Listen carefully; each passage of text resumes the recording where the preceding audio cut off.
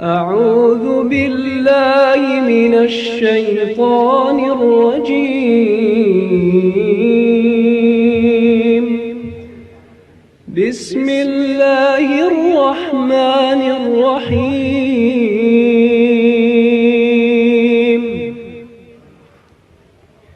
ويا قوم ما لي أدعوكم إلى النجاة وتدعونني إلى النار. تدعونني لأكفر بالله وأشرك به ما ليس لي به علم، وأنا أدعوكم إلى العزيز الغفار. لا جرم أن ما تدعونني إليه ليس له دعوة في الدنيا ولا في الآخرة، وأن مردنا إلى الله،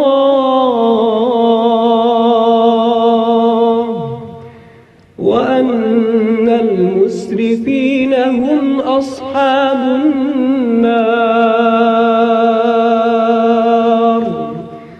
فستذكرون ما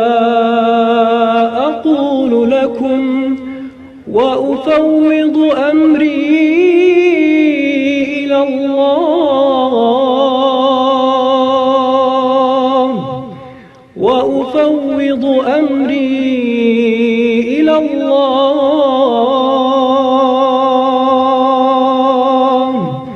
فستذكرون ما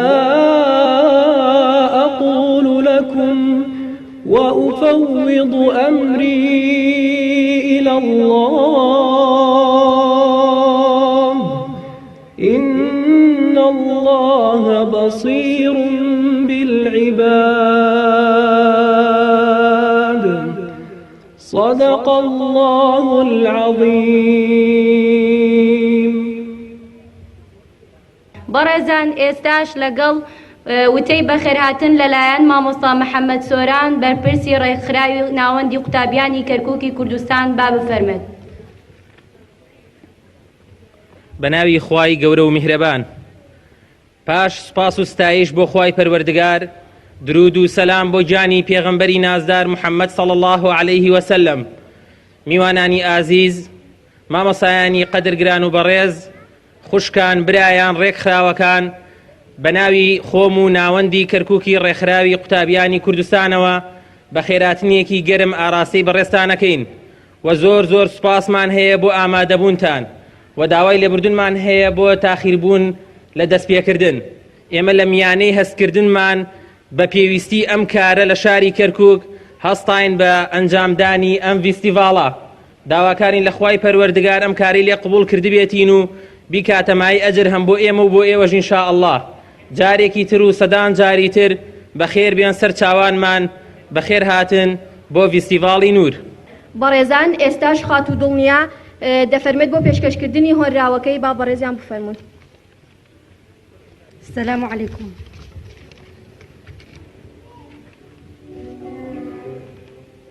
حجاب بپۆشە خوشکی شیرینم،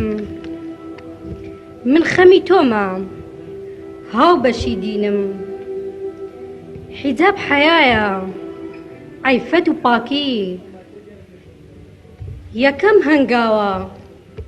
بەرەو ڕووناکی. حجاب حورمەتە بۆ گشت ئافرەتان،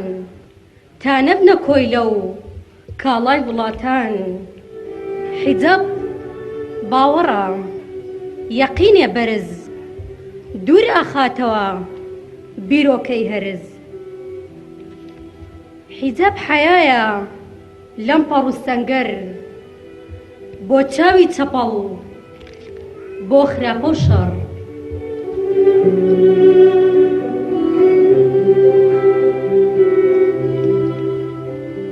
حجاب خەڵاتە دیاری خودایە، جوانی وەرگرین خێری تێدایە حیجاب لا دەدام فەساد و فەحشا بۆ پێشکەوتنت دەبێ ڕێبوشە سڵاو و خوشکی سەرپۆش بەسەر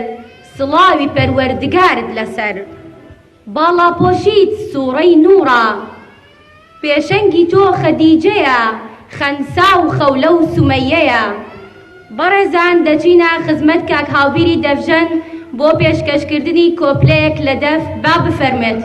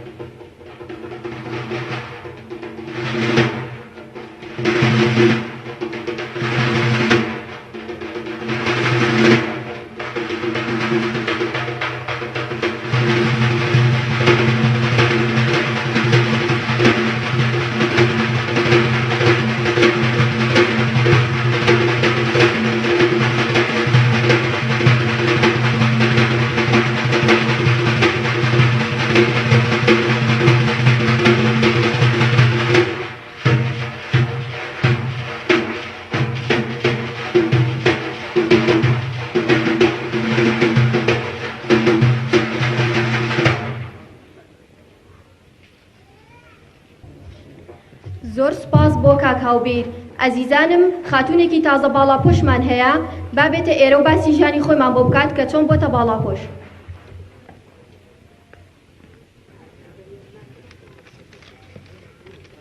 سەلام عەلەیکوم. بە ناوی خوای گەورە و میهرەبان سەرەتا دەستخۆشی لە هەموو ئەو کەسانە دەکەم کە هەستاون بە ئامادەکردنی ئەم فیستیڤاڵە جوانە.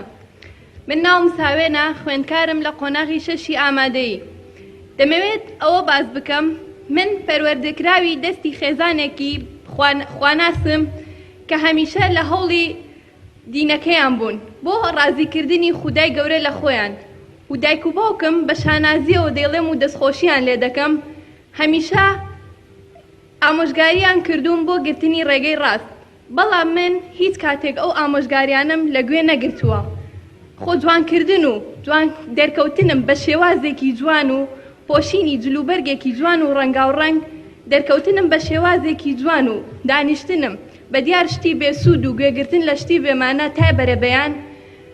کە هیچ سوودێکی بۆ من نەبوو ئەمانە و چەندەها شتی زۆر لەمانەش بێکەڵکتر هەموو ژیانی منیان داگیر کردبوو چونکە وام دەزانی ئەم شتانە هۆکاری دڵخۆشین لە ژیان من بەم شێوەیە ژیانم بەردەوام کرد تا ئەو کاتەی چوومە قۆناغی ئامادەی و بە یەکێک لە مامۆستاکانی قوتابخانەکەم ئاشنا بووم کە بەڕێزیان مامۆستای پەروەردەی ئیسلامی بوون ئەو هەموو کات لەوانەکاندا باسی چۆنێتی خوداپەرستی بۆ دەکردین لە ڕێگەی شیکردنەوەی ئاەت و فەرموودەکانی پێغەمبەر صلی الله علیه وسلم بە شێوازێک کە لە لامان خۆشەویستی بکات و لە دڵماندا بیچەسبێنێت ئەو هەمیشە هەوڵی ئەوەی دەدا کە خوداپەرستی لە لامان جوان بکات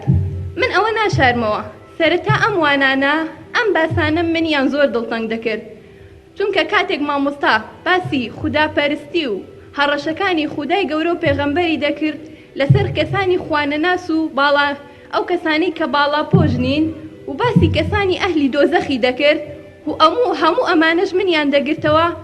ئەمانە منیان زۆر نیگەران کرد و هەر ئەمانەش بوون وایان لێ کردم کە بیر بکەمەوە و پێداچوونەوەیەک بە ژیانی خۆمدا بکەم بیر بکەمەوە کە من جیاوازیم چییە لەگەڵ ئەو خوشکانەی کە باڵاپۆش و خواناسن و دوورن لە هەڕەشەکانی خودای گەورە بۆچی دەبێت من وەکو ئەوان نەبم هەموو ئەمانە بوون بە کلیلێک کە زۆر دەرگایان بەڕووی مندا کردەوە وایان لێ کردم هەوڵ بدەم و بە دوای ڕێگەی ڕاستدا بگەڕێم هەر لەم ڕێشەوە دڵخۆشی بۆ ژیانی خۆم بنیاد بنێم من ئێستا لەوە تێگەیشتوم کە دڵخۆشی بێدینی و خۆڕوودکردنەوە نییە بەڵکو خوداپەرستی و بەجێهێنانی فەرمانەکانی خودای گەورە گەورەترین دڵخۆشیە لە ژیان من ئێستا هەست بەوە دەکەم کاتێک بە جلێکی شەرعیەوە دەچیتە دەرەوە چەندە جیاوازە لەوەی کە بە جلێکی نیمچە ڕووتەوە بچیتە دەرەوە من دڵنیام ئەو کەسانی کە باڵاپۆش نین لەوە تێدەگەن کە باڵاپۆشی یەکێکە لە فەرمانەکانی خودای گەورە و پێویستە جێبەجێ بکرێت بەڵام بە شێوازێکی تر بیر دەکەنەوە وەکو من هەمیشە وا بیرم دەکردەوە کە کەسانی باڵاپۆش کەسانێکی گۆشەگیرن و دوورن لە خەڵک و خۆشیەکانی ژیان من ئێستا تێگەیشتم ئەو بیرکردنەوانم چەندە غەڵەتە و دڵنیام لەوەش ئەگەر هەموو ئەو کەسانی کە باڵاپۆش نین ئەوە تێبگەن کە باڵاپۆشی و خواپەرستی چەندە چێژبەخشە و چەندە ئاسوودەیی بە دڵ دەبەخشێت دڵنیام لەوەی کە هیچ کەسێک ئامادە نییە بۆ یەکتر کە دەستبەرداری ئەم ڕێبازە بێت من دەمەوێت هیوای باڵاپۆشی بۆ هەموو ئەو خوشکانە و ئەو ئافرەتانە بخوازم کە تا ئێستا لەمە تێنەگەیشتون خودای گەورە هیدایەتیان بدا و ڕێگەی ڕاستی ئیسلامیان پێنیشان بدات لە کۆتاییە دەمەوێت بڵێم ناکرێت کەسێک بە دوای بەختەوەریدا بگەڕێ و داوای بەختەوەری بکات لە کاتێکدا لە خودای گەورە دوور بێت وەسەلام عەلەیکوم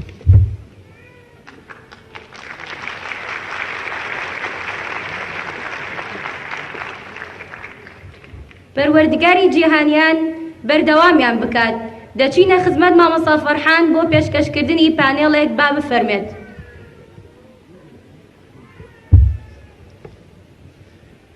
بەناوی خوای بەخشندە و میهرەبان حەمد و ستایش بۆ خودای جیهانیان خوڵقێنەری ئەرز و ئاسمان لە پاشاندا درود و سڵای خودای پەروەردگارمان لەسەر ڕوح و گیانی پێغەمبەری نازدارمان لەسەر شوێن و یار و یاوەرانی تا ڕۆژی مەحشەر لەسەرەتاوە السلام عەلەیکم وەرەحمەتوڵڵاهی وبەرەکاتوه مامۆستایانی بەڕێز خوشکان برایان شەرەفمەندە بم خۆشحاڵە بم لە خزمەتی جەنابتانە بتوانین لە پانێڵێکی کورتە و لە چەند دەقەیەکە تاوتوێی چەند بابەتێک بکەین دەربارەی باڵاپۆشی بەیەکەوە ئەچینە خزمەتی ئەو مامۆستا بەڕێزانە بەڵام پێشوەخت ئذنم بدەن بە داوای ئەوە بکەین ڕوخسەتی ئەوە بخوازین ئەو مامۆستایانە بفەرمونە سەر ستەیجەکە جەنابی مامۆستا دیار با بفەرمێتە سەر ستەیجەکە بۆ پێشکەشکردنی پانێڵەکەی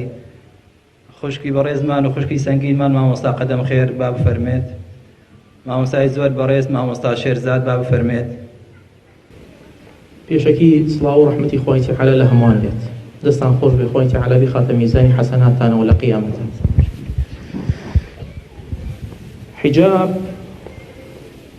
باڵاپۆشیە، قنج و قیدیە، نورە، قورئانە، وەحیە،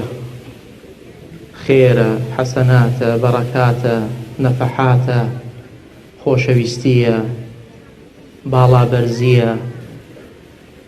جوانی و جوانکاریە بۆ ئافرەتان و خوشکان. حیجاب گەورەترین عیبادەتە، بەڵکو لە قورئانە پێش نوێژیش باس کراوە. ئەفەرمێ وەلا تەبەڕەجنە تەبەڕوج الجاهلیەتی الأولى وأقمنا الصلاة. کەواتە لە سیاقی حیجابە دەمەقامی هێناوە خوا، و پێش ئەم دەمەقامە نوێژ و ڕۆژوژ هێناوە کە کەوتۆتە بەینی حیجاب و ئەم دەمەقامەوە، کە ئەفەرمێ وأقمنا الصلاة و ئینجا دوای ئەوە زەکات باسەکات، کەواتە میفتاحی هەموو عیبادەتێک بۆ خوشکان حیجابە. إنجا دواء وفرمي إن المسلمين والمسلمات والمؤمنين والمؤمنات والقانتين والقانتات والصادقين والصادقات والصابرين والصابرات والخاشعين والخاشعات والمتصدقين والمتصدقات إنجا أفرمي والصائمين والصائمات والحافظين فروجهم والحافظات والذاكرين الله كثيرا والذاكرات أعد الله لهم مغفرة وأجرا عظيما. كواتا إيمان داريتي ومسلمانيتي وصيام وقيام ونيوج وحج مقل طوافا بيغمبر صلى الله عليه وسلم نافرميت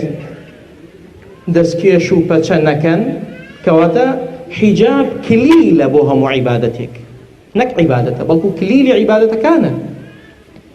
قولترين عبادته بياك يوكو أبو علي مودودي برحمة به أفرميت لتفسير سورة نورا طبعا أفرمي هرچن بباشي وبچاكي كاتك باسي نيوجك أخوال سورة المؤمنون قد أفلح المؤمنون الذين هم في صلاتهم خاشعون. طبعا هرچي كتابي فقه بقرين خشوعنا لشروطنا لأركانه بل كل بينيوجا أفرمي باشي وچاكي حجابش خشوعي حجابه چنا بباشي وبچاكي وبريكو بيكيو بتمطوليو بباشي بيكيت أفرمي لو دقوو كلا سرتايا هرتا داي أكنيتوا هرتا لاي أبيت حسنات بو أنسريه. هيج مسلماني لبياوا هيج إيمان داري لبياوا بقدر محجبيك حسناتي بو نانسريه. أما تشيوا إليكا أم حجابة لبين عبادة وعادية لبين بو خوايتي وبو خويتيا جاي كاتوا أويك جاي كاتوا نيته. حسني بصري برحمة به وفاتي صو بسويكي هجرية وفاتي صوت بسويكي هجرية كلمالي بيغمبر على دايق بوا چونك كوري خادمكي أم سلمية أفرمي أوي من جيرم بدسي وخواردوا نيته چونك نيته برناكا بو چنشتك نيت تنها بو يكشته وبو همو عبادتك تو بيت بردوام تازي كيتو خوشکەکەی ژمکاتێکە لە بەردەم ئاوێنەکەیە حیجابەکەی ئەکات نیەتی لێبێنێ هەرتا لای ئەبا حەسەناتی بۆ نووسرێ هیچ پیاوێک نییە بەقەدەر ئەم محەجەبەیە حەسەناتی بۆ بنووسرێت. گەورەترین عیبادەت بۆ ئافرەت عیبادەتی حیجابە. ئەوەیە کە ئەم برادەرە هەندێک برادەری پێ قەڵس بووە و بێ تاقەت بوو و هەر ڕۆژە قسەیەکەکەن و كأنما إما عربي نازانينو هر رجبو دقا كان هندي قصة كانوا أو بس يكيل دوايو بابا قرآن فيروز بزمان يقدا بزيوا غير عربي جليتي قاد جار أو هيك كلا معجزة كان قرآن دكتور صلاح عبد الفتاح خالدي باسيا كان كواتا بزمانك يزور قرزنية كزليتي نقا ودقا كان ولا بردس معناها تربيويز ناكا كور لدواي كورو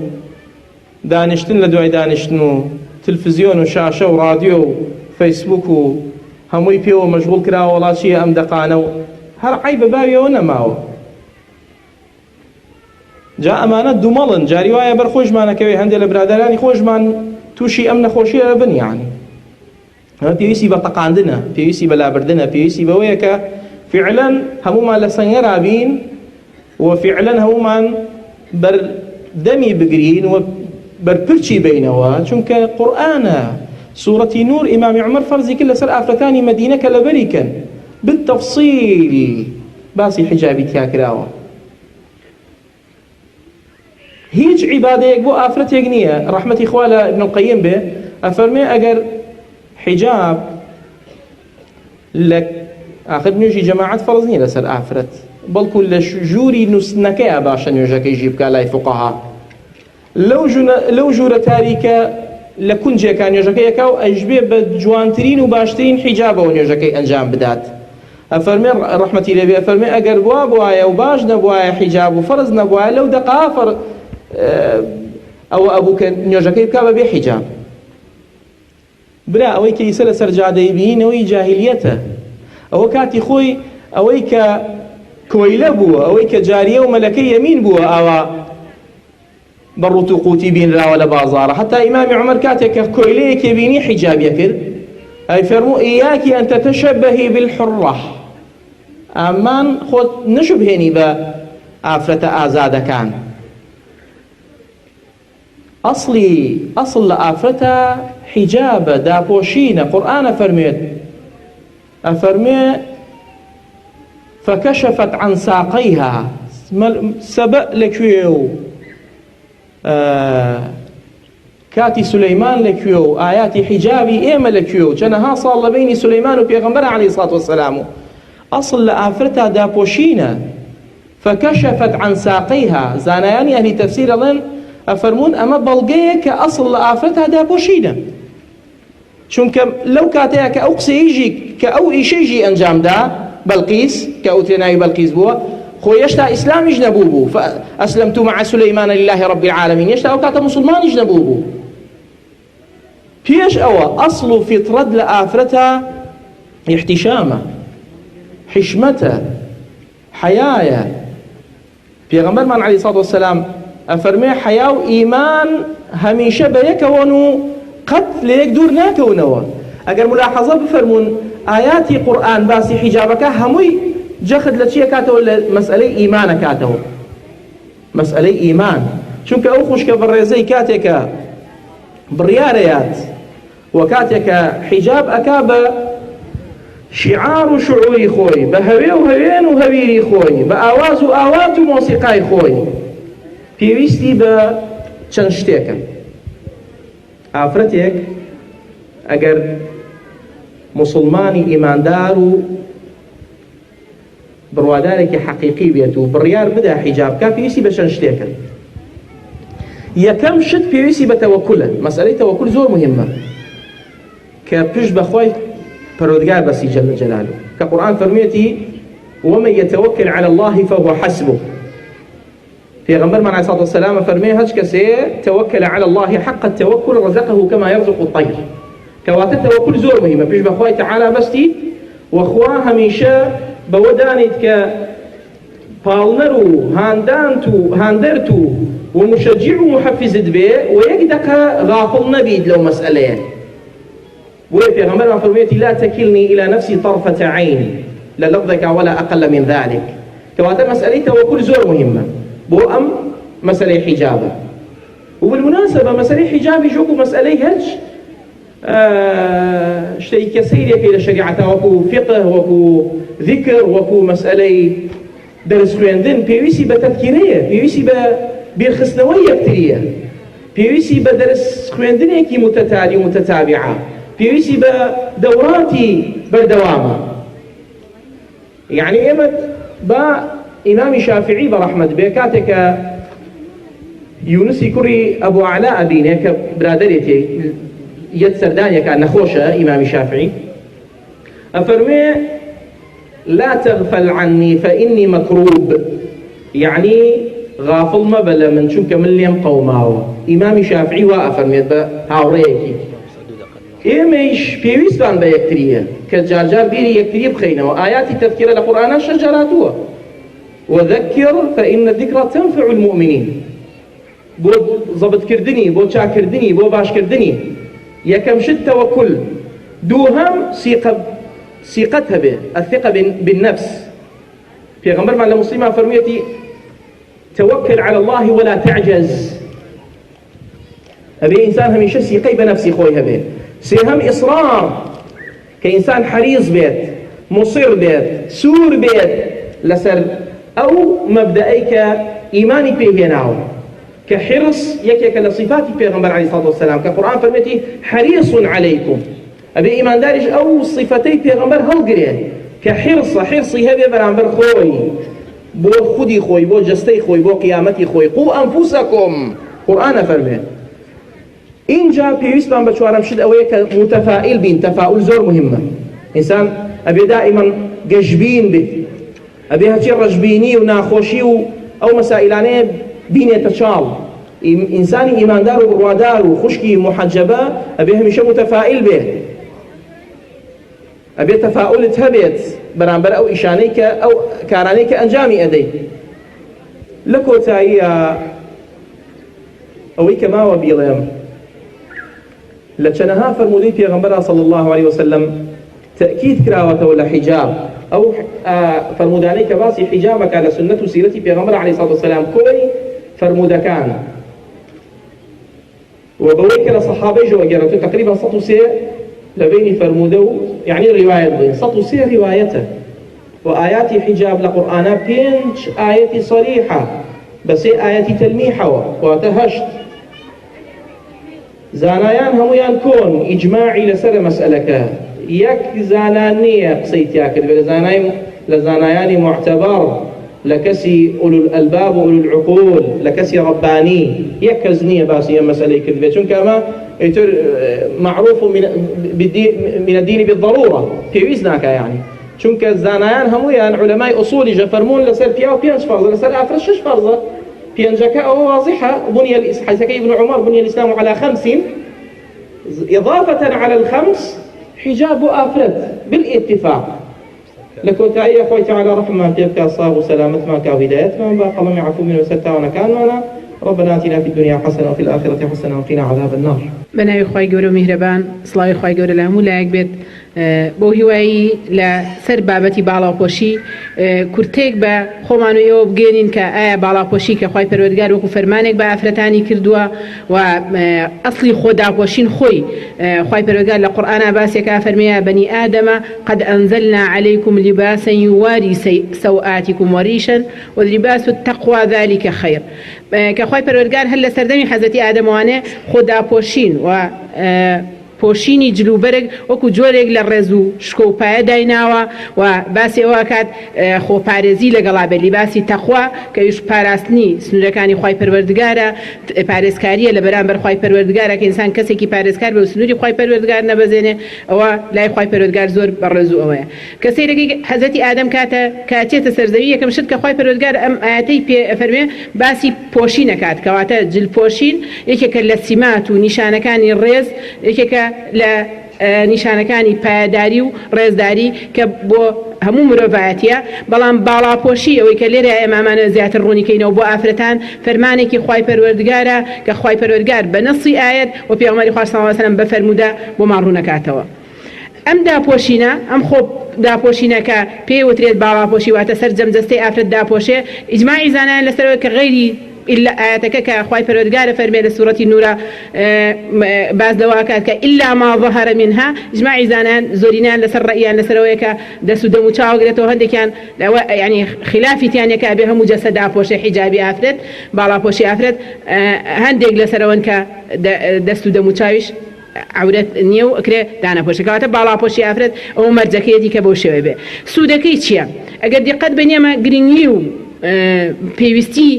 با بڵێن حیجاب بۆ ئافرەتان یەکەم خاڵی گرنگی کە زۆربەی ئەوانەی کە باڵاپۆشیان هەیە هەستی پێەکەن جۆر خوای پەروەردگار بۆ دایناوە بۆ چوونە دەرەوە بۆ کاتێک کە تێکەڵاوی کۆمەلگاکە ئافرەت وەکو ئینسانێک بچێتە ناو کۆمەلگاوە. بەڵام یەکەم قازانجیەوەیە کە هەست بە ئاسوودەیەک و ئارامێکی دەرونیەکات هەستەکە وەکو کەسێک گەچێتە دەرەوە نەک وەکو ڕەگەزێک وەکو ئافرەتێک. بۆچی خوای پەروەردگار لە ئەو ئاەتی سوورەتی نور سەرەتا بە پیاوان ئەڵێ چاویان داخەن چونکە ئێستا زۆر کەس ئەم قسەیە کات، بەڵام دوایی بە ئافرەتان لەگەڵ چاوداخستنەکەی فەرمێ جوانەکانیشتان بشارنەوە إلا ما ظهر منها. کەواتە ئێمە لێرە ئەمانەیە بڵێن ئەو قازانجەی پێبەخشی ئافرەت کە چوە دەرەوەکو ئینسانێک وەکو کەسێک دەرەکەوێ واتوانێت مامەڵەیەکی ئینسانیانەی لەگەڵا بکرێ کە ئەمە یەکەم سوودی گرنگی ئافرەت لەمایە. خاڵێکی کەی زۆر گرنگی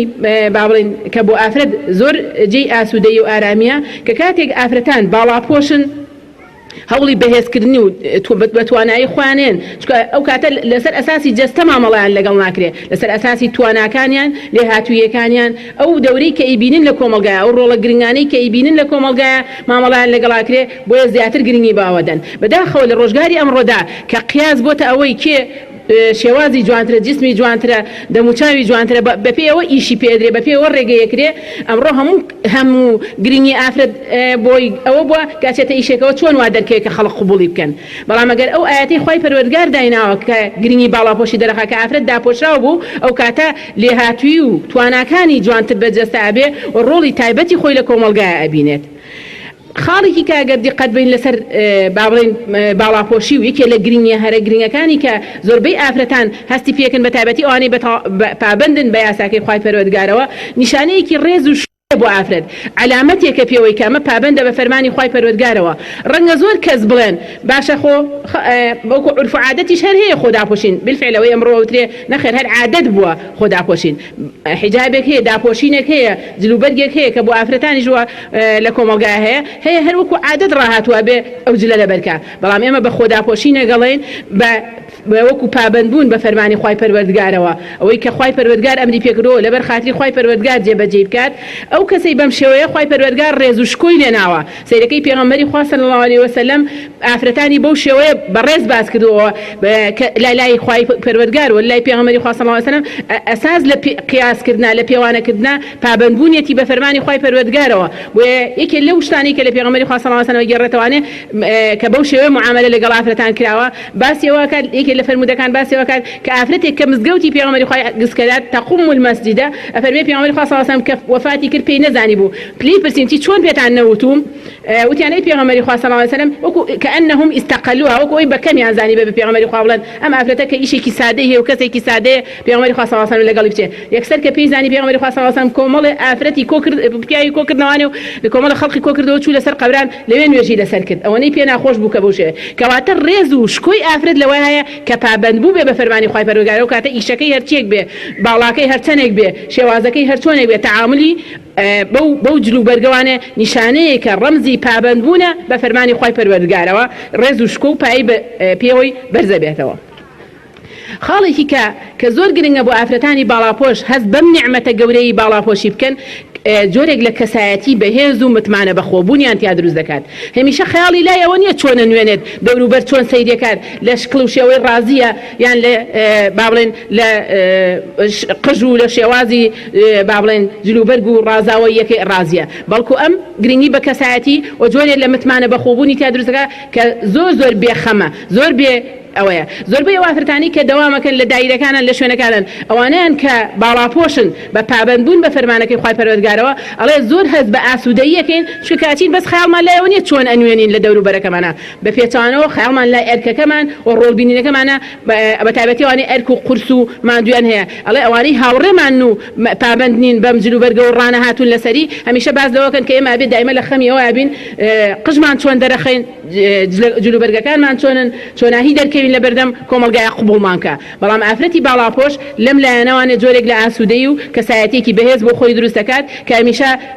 گرنگی بە کارەکەی زیاترایەوە ئەو ئەرکەی کە لەسەر شانێتی تاکۆی بیر لەوە بکاتەوە چ جۆرە جلێک لە بەرەکە یان چۆن دەرەکەوێت و ئەمەش واکات لێ هاتووی و باوڵین شارەزایی زیاد بکات خاڵێکی کە حتا ئەوانەی قوتابین لە مەجای خوێندنەکەیان ئەتوانن زیاتر برەو بە خوێندنەکەیان بن و گرنگی پێ بدەن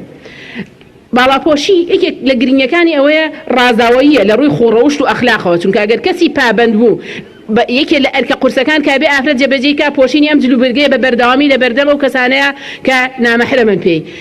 کە یەکێک ئامادە بێت ئەمە بکات بە دڵنیاییەوە لە پابندبوونەکانی کەشیا بەرەو باشترە ڕوات ئەمە یەکێکە ئەبێ بە نیشانەیەک بووی بە تایبەتی ئەوانەی کە وەکو التیزامات حجاب جێبەجێەکەن لە ڕووی ئەخلاق و لە ئەخلاق و خۆڕەوشتا زۆر گرنگی بەوادەن لە ڕنگدانەوەی حجابەکان لە خۆڕەوشت و ئەخلاقیانە جێبەجێ بکرێ و ئینشاڵڵا من وا قەناعەتم هەیە کە زۆربەی ئافرەتانی باڵاپۆش کە بە ئیلتیزامە و باڵاپۆشیان کردبێت هەڵسوکەوت و مامەڵەشیان هەڵسوکەوتێکی دیندارانە و پابند بوو بێ بە فەرمانەکانی خی پەروەردگارەوە خاڵێکی کە بەڵێ پاکێتی دڵ و دەروون ئەوەی کە زۆر یعنی ئینسان ئاسووداکە لە ڕووی دەرونیەوە لە ڕووی نەفسیەوە ئەی حەسێنێتەوالێ خی پەروەردگاریش لە معاملەکردنی لەگەڵ ڕەگەزی بەرامبەریشە ئاسوودەتریەکە بە تایبەتی کە ئافرەتان خی پەروەردگار حساستر و هەستیارتر دروستی کردوون باز لەواکە خی گەورەش لە قورئانە فەرمێت ذلك أطهر لقلوبكم وقلوبهن لەسەر باسی حیجابی ئافرەتانە فەرمێت ئەمە پاکترە بۆ دڵ و دەرونی ئێوەش و دڵ و دەرونی ئەوانیش چونکە دەرونی ئینسان بە سەرقاڵبوون بە حراموانێ لا ئەداد لەو پەیامە بەرز و لەو گرنگەی ئەرکەی کە لەسەر شانێتی بۆیە دڵ و دەرون بە پاکترە مێنێتەوە خاڵێکی کە خۆداپۆشین بە گشتی یعنی ئەوەی کە بۆ پیاوانیش کابێ جلوبەرگا لە بەراوێ بەڵام ئەمەی ئافرەت کە ئەرکەکەی قورسرە و داپۆشینەکەی زیاترە ئەبێتە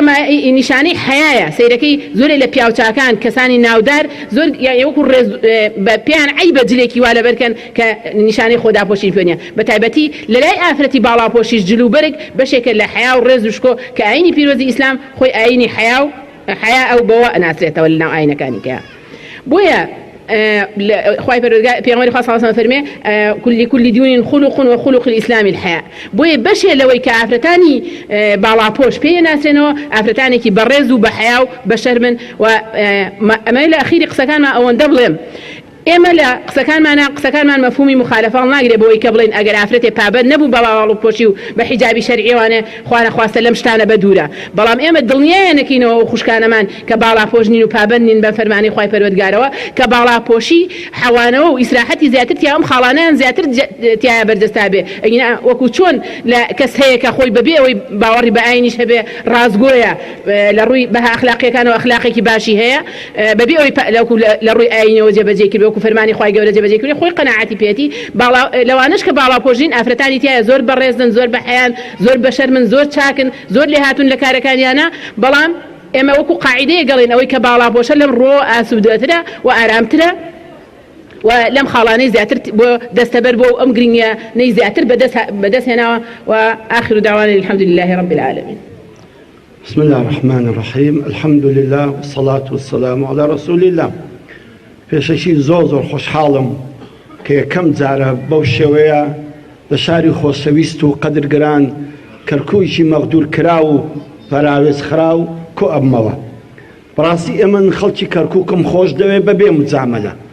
و زۆر عەشق و ئەوێنیشم هەبوو کە ڕۆژێک دابێ ئەوها لە ڕوورە بە یەک دوانێک ئەوها بە خزمەتیان بگەین و هەندێک باس و خواس و ڕازی دڵی خۆمان بۆ ئەهلی کەرکووک بکەین. ئەوڕش خۆی گەورە ئەو شەرەفمەندەی کردم لەگە ئەو خوشک و برا عەزیزەمدا لەگە ئێوەی خۆشەویست و بەڕێزا کە ئەو ڤیستیفاڵەی نور بکرێ خوا جەزای ئەو برایانە بداتەوە موفەقیان بکاتن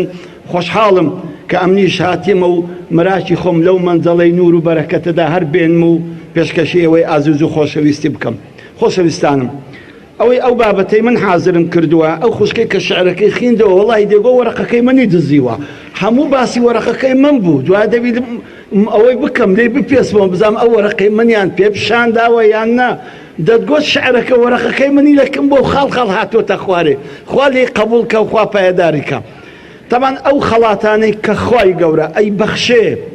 بە خوشی باڵاپۆش گەلک زۆرن تقریبا ئەگەر بە نووسین بینوسمەوە تقریبا 46 خەڵاتی خوایە 46 خەڵاتیان هەیە ئەو کەسەی باڵاپۆشە جا ئەو کەسەی کەوە باڵای نەپۆشیە ئێمە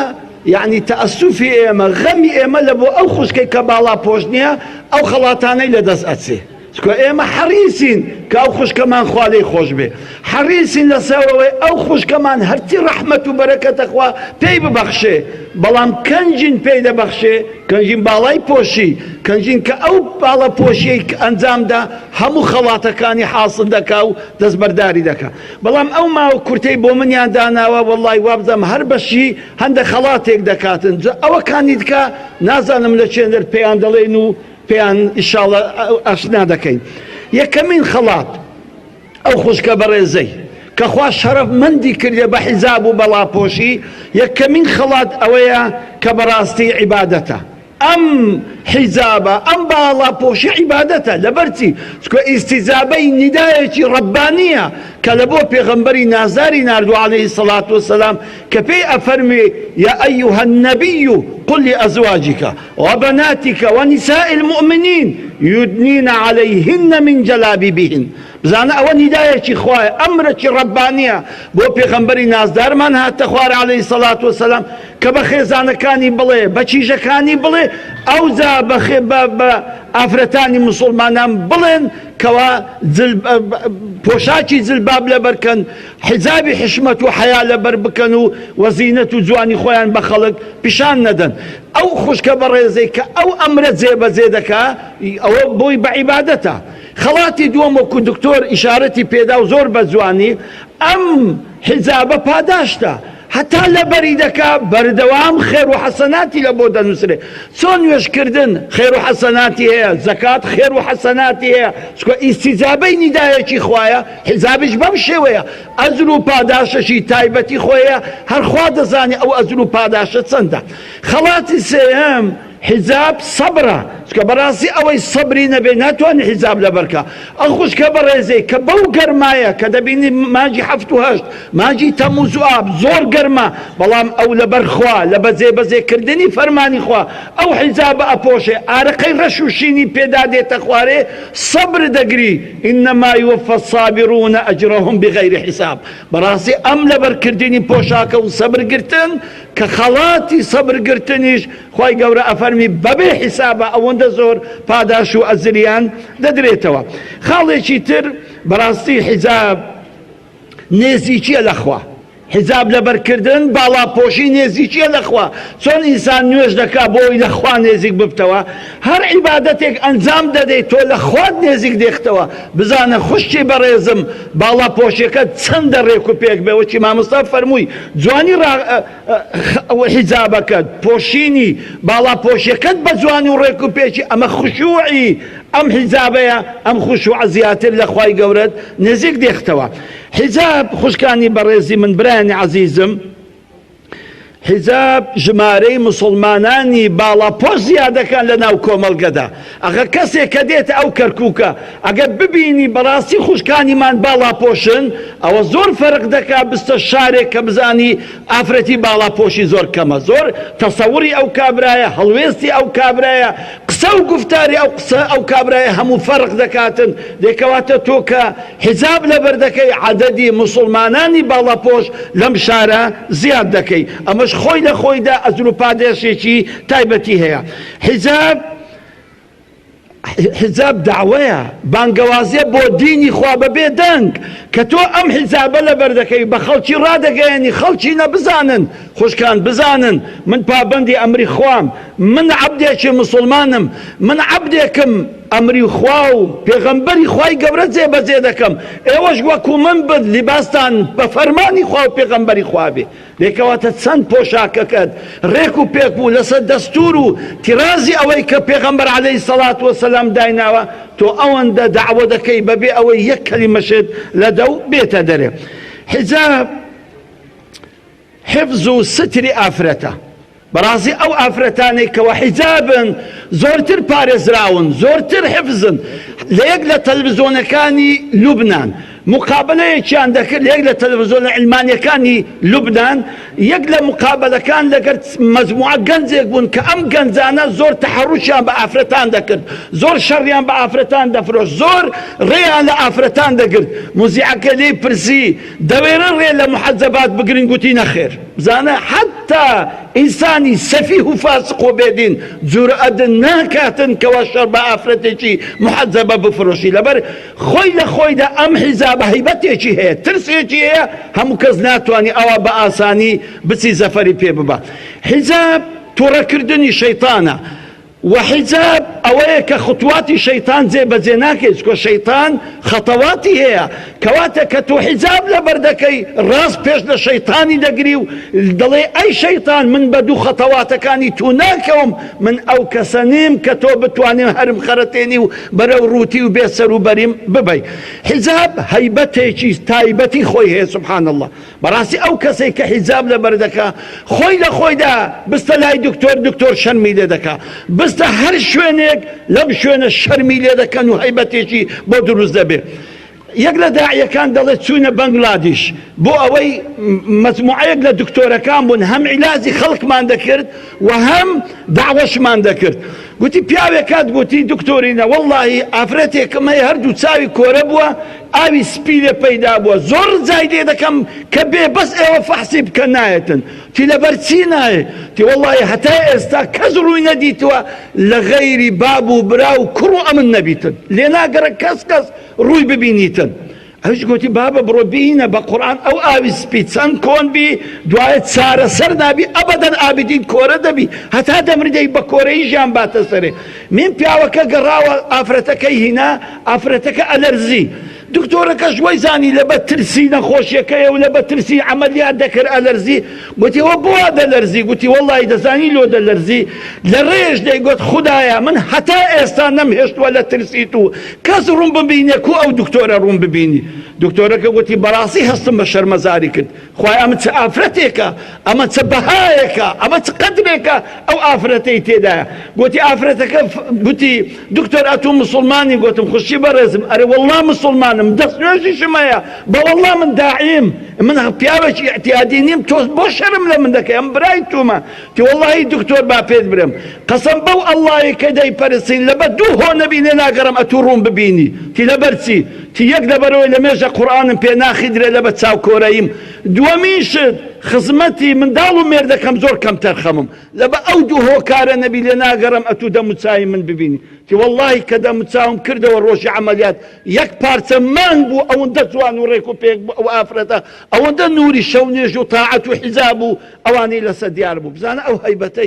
هەیبەتەی خۆی لە خۆیدا هەموو ئاسار و خەڵاتی ئەم حیجابێ یەک دوو شتی تێماوە باز دەکەین حیجاب ڕەزامەندی داک و بابە ئەو خوشکە بەڕێزە کە هات کە ڕەبی ئەو باڵاپۆشەی پیرۆز بێ خوا لێی قبوڵ بکە بەڕاستی دڵی داک و بابی خۆش کردیا ڕضا اللهی فی ڕضا الوالدین کە داک و بابی دڵخۆشن بەو چیژەیان کە باڵاپۆشن بەڕاستی ئەمە ڕەزامەندی خۆیە ڕەزامەندی مێردە کاتێک کە پیاوێک دەبینی ئەم ژنەی باڵای پۆشیوە بەڕاستی زۆر دڵی خۆش دەبێ ئەخیری دەژێرمەوە حجاب پاچیە چۆن پاچیە یەک لەو داعیانە دەڵێتن چوومە ئەڵمانیا چوومە یەک لەو خەستەخانەی خێزانەکەم برد عیلاجی بکەم دیتم یەک لەو دکتۆرە ئەڵمانیەکان زۆر ئافرەتێکی جوان حیجابێکی زۆر سەیری لەبەر بوو یعنی حیجابی ئەوە لە کۆمەلگا ئیسلامیش نییە ئەوەندە ڕێک و پێک و بە حشمەت و بە حەیا تی ئەمیش لە متەرجیمەکەم پرسی ئەوە چییە ئەوە ئافرەتە حیجابە تی وەڵڵا ئەوە دکتۆرەیەکە ماوەیەکە تۆبەی کردە بۆ بە مێردەکەی نارێن بزانین بۆ بوویتە موسڵمان تی چوومە کرد مێردەکەی ئەویش عینەن ئەڵمانی بوو موسڵمان ببوو گوتم کاکە پێم خۆشە قسەی ئەو ژنەی خۆتم بۆ بگێڕیەوە چۆن بوویتە موسڵمان گوتی وەڵڵا کاکە ئێمە بەحثمان هەیە لە خەستەخانەکەمان بۆ ئەوەی تەرقیە علمی ئەو ئافرەتە بەرز ببتەوە هەستا لۆیان هەر بژاردکەوە باسی ئەو نەخۆشیە جنسیانە بکە کە تووشی ئافرەت دەبی تی لە ئەڵمانیا لەو شارێک کە ئێمە لێینە بەحسی لەسەر زۆر ئافرەتان کردیتی هەمووی یەک نەخۆشیە وتیان لۆ ناچێ نێڕویست لەوێن دەر یەک دوو مانگ بمێنەوە بەڵکو تۆ بەحسەکەت بەقووەتر دەبی و تووشی شتی نوێتر دەبی گوتی دوو مانگ سێ مانگ لە نێڕویست ماوە عینە نەفسی شت بوو هەر ئەو نەخۆشیانەی کە لە ئەڵمانیا بوو ئەوانش هەر لە نێڕویست ئافرەتان هەبوو پاشان ئیختراعیان گوتیان بۆ ناچێ سعودیا لە شوێنەکە و ئافرەتی زۆرە و ئەنواع ئەشکال ئافرەتی لێ بەشک و لەوێن دەر بتوانی تۆ ئیبداعێک بکەی لەو نەخۆشیان تی چوومە سعودیا خوشکەکە بۆ خۆی جێرابیەوە لۆ مێردی گوتی کە چوون بەڕاستی هەر لە حدودی سعودیا هاتمە خوای لە تیارە وتیان نابی ئەو هاتوو بێ ناو شاری سعودیا دەبیت پەرچەمێک لەبەرکەی گوتی ئەو چەفێ ڕەشەیان بەسەردادام هەر دڵم تەقی ئەوەندەم ڕگ لێ بۆتم ئەی باوە ئەوە چنە ئەو شعبە متەخەلیفە من ئازادم چی ئەوانە دەم بەستنەوە حڕیەتم زەفت دەکەن وەڵئاسر گوتی زۆر بە دڵتوندی و گرگژی و هەتا ختمی دوخۆلیەم لێدا و چووم تم لە خەستەخانەکەدا دەوام کرد گوتی سێ چار مانگی یەکەم زۆر دڵم تون بوتم بە قورئانەوە زۆر مشکلێ ئەوانە هەموو حیجابن هەموو ڕیشدارن هەموو بڕێک زۆر دڵم پێ ناخۆش بوو بەڵام لەبەرەوەی خەریکی بەحسەکەی خۆم بووم زۆر ئەفکرم لەوانە نەدەکردەوە گوتی حەفت مانگ مامەوە لە سعودیا تی بەوەڵڵا حەفت مانگان بە هەزاران ئافرەتم کەشف کرد و هەزاران ئافرەتم فەحس کرد یەک نەخۆشی جنسیم لێ نەدیتەوە تی زۆرم پێ سەیر بوو یا ڕەبی ئەمە چی شعبێکن یەک ئافرەتیان نەخۆشیێکی جنسی نییە تی بۆیە هەستام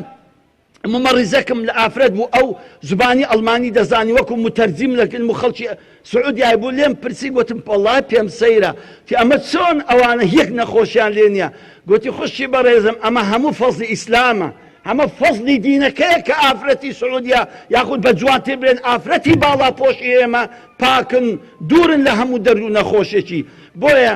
والحافظين لحدود الله والحافظات قلت او آياتي خين دوا في زور او آيات سرسامي كدم باشان قلت لهم كوري وزانم براسي ام دين باتشيا ام دين خاوينيا ام دين هر كسيك تطبيقي بك دور دبي لهم ودردو علا ونخوشك بوي بالا بوشم بريارم دا مسلمان بوم ويسا بالا بوشم بوي بزانن بالا بوشي يعني باتشي ونزاهة وقوري وصلي الله على محمد وعلى آل محمد